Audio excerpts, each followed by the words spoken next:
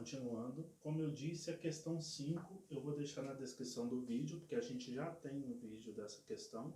Nós vamos para a questão 6. Então vamos ao enunciado da questão 6, por favor.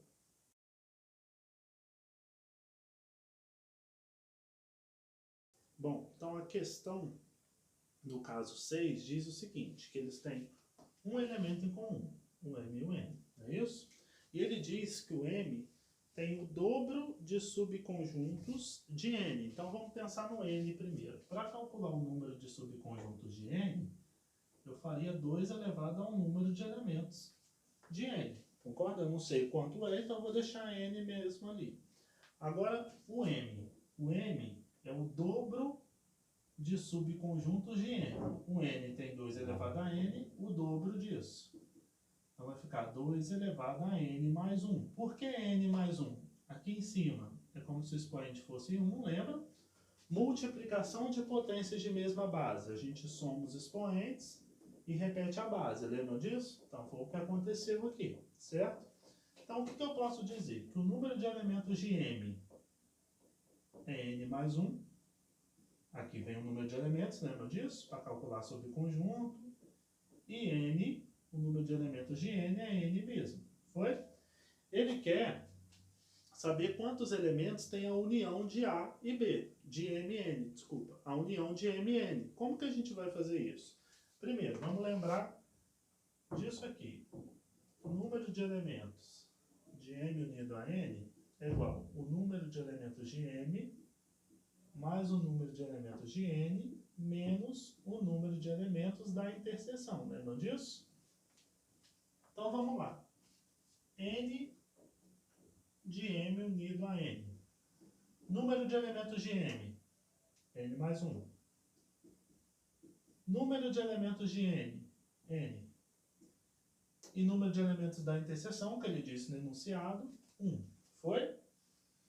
Continuando. N de M unido a N é igual a 1 menos 1, 0, N mais N, 2N.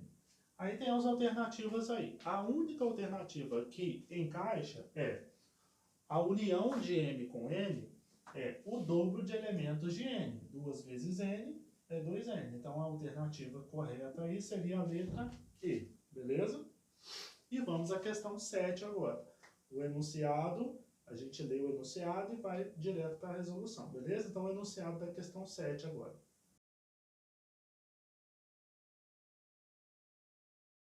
Então vamos pensar primeiro na interseção de A com C.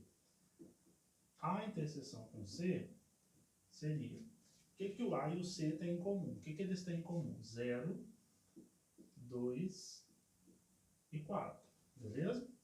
Então, o B menos o X daria 0, 2 e 4. Então, o que sobraria do B seria o 0, o 2 e o 4. Então, o que o X tirou dali? O X tirou menos 1, 1, 3 e 5. Então, eu posso dizer que o X menos 1, 1, 3 e 5. Vamos ver se dá certo. B tirando o X. B menos X. Então, ó, tiraria o menos 1, tiraria o 1, tiraria o 3 e tiraríamos o 5. Não foi o que sobrou ali? Então, a resposta certa aí também seria a letra E. Beleza? E agora vamos à questão 8. O enunciado vai aparecer e a gente vem para a resolução. O que a questão 8 pede, então, seria D igual A menos B interseção com C. Então, ele quer o conjunto D que sai dessa operação entre conjuntos aqui. Então, vamos pensar primeiro no B interseção com C. B interseção com C. Olhando só o conjunto B e o conjunto C, eles não teriam essa parte em comum? Todo mundo concorda? Agora, o A, o conjunto A, tirando essa interseção, a única interseção que realmente influencia aqui no A, a única parte da interseção que influencia aqui no A, é essa aqui. Concorda? Então o A, pensa no A, tirando essa parte, o que sobraria seria só essa parte do A. Beleza? Então, isso seria o que sobraria de A menos B interseção com C. O A menos essa parte da interseção que influencia nele, porque o resto não influencia. Beleza? Essa é a questão 8 e a resposta certa é a letra A.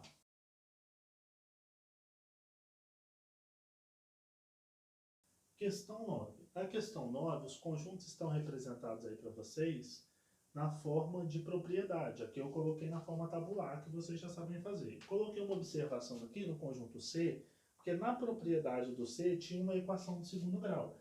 E eu resolvi colocando o fator comum em evidência e eu achei 0 e 4. Só que lá dentro da propriedade ele diz que os elementos pertencem aos naturais excluindo o zero. Então, ou seja, o zero não seria uma resposta válida, não seria um elemento para esse conjunto aí no caso. Então, o C teria como elemento só o 4, beleza?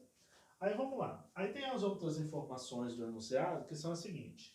A interseção com E é 3 e B unido com E é a mesma coisa que D unido com C, certo? Então vamos fazer a união de D com C primeiro.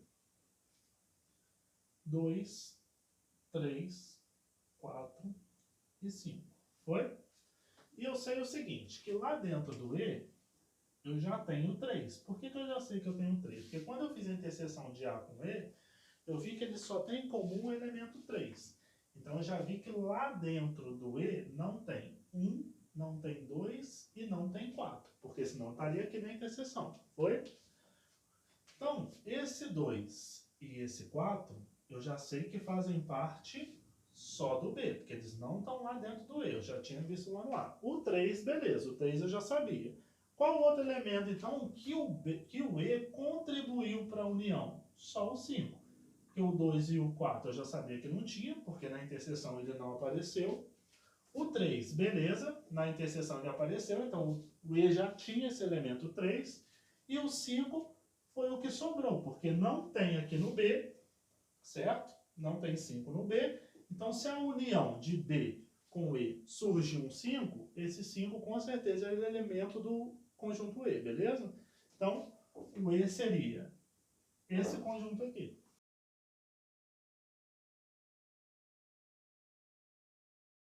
A questão 10, a gente analisando as alternativas, a gente consegue ver quais números são irracionais. Por exemplo, a primeira alternativa é uma dízima periódica. E dízima periódica a gente sabe que é racional. Então, 1 já não seria uma das opções, beleza? O 2 é um número de representação decimal infinita, que a gente vê que tem as reticências aí, e não periódico, beleza? É um número irracional. É uma definição para número irracional. 3, eu tenho π, que é um número irracional, dividido por 5, que é um número inteiro, natural. Então, essa divisão continua dando um número irracional. Então, 3 também é irracional. Então, por enquanto, 2 e 3. 4. 3,1416. Não é irracional. Por quê? Porque tem fim. É uma representação decimal finita.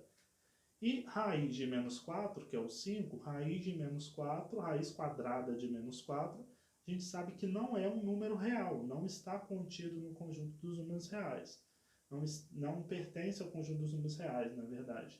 Se não pertence ao conjunto dos números reais, não pode ser irracional, beleza? Então, como alternativa, a gente teria aí 2 e 3 como resposta certa.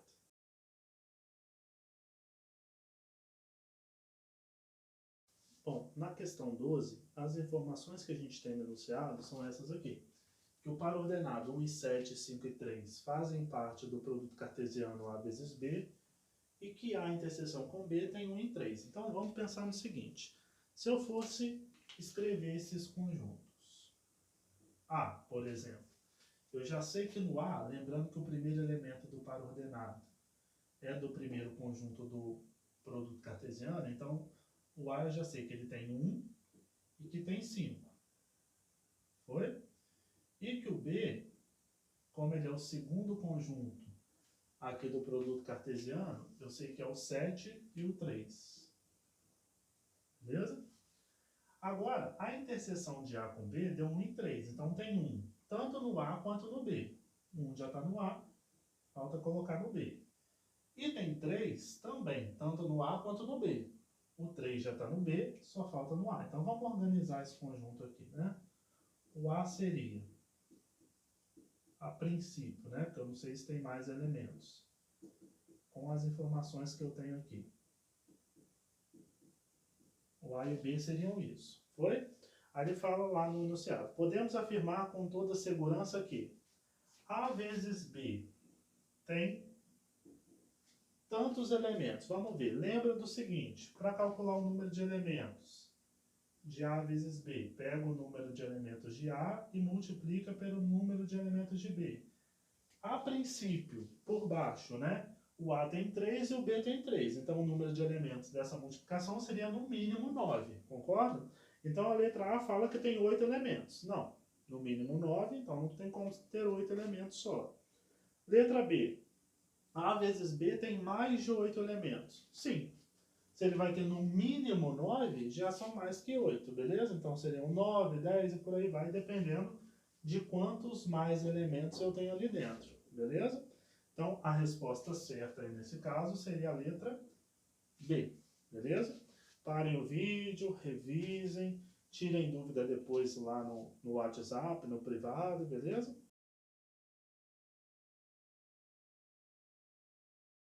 Questão 13. No enunciado, ele pede para você marcar a alternativa falsa, né? Então, ele te dá várias alternativas e você tem que analisar uma por uma. Analisando a primeira. N de A igual a P, então N de A ao quadrado é igual a P ao quadrado. Vamos pensar. Produto cartesiano de A por A. Para descobrir o número de elementos disso, eu teria que fazer o número de elementos de A vezes o número de elementos de A, que seria realmente P vezes P ao quadrado. Então essa está certa. Agora o número de elementos de A vezes B, sendo igual ao número de elementos de B vezes A, o produto cartesiano de A por B, tendo a mesma quantidade de elementos do produto cartesiano de B por A, é o suficiente para dizer que esses produtos cartesianos são iguais? Não sei, vamos ver. O A. Vamos supor que o A tenha o elemento 2. E o B tenha 1 e 3. Se eu fizer o número de elementos de A vezes B, 1 vezes 2, daria 2. E se eu fizesse 2 vezes 1, também daria 2. Não ia fazer diferença. Realmente, o número de elementos de A vezes B, de B vezes A, seria o mesmo. Foi? Só que agora, realmente, esse produto cartesiano é o mesmo? A quantidade de elementos é igual. Agora, os elementos são realmente os mesmos? Vamos ver. Se eu for fazer A vezes B, produto cartesiano de A por B, ficaria 2 e 1, 2 e 3. E se eu fosse fazer B por A, ficaria 1 e 2 e 3 e 2. É realmente a mesma coisa? A vezes B, B vezes A? Não. Então, a alternativa errada seria a letra B.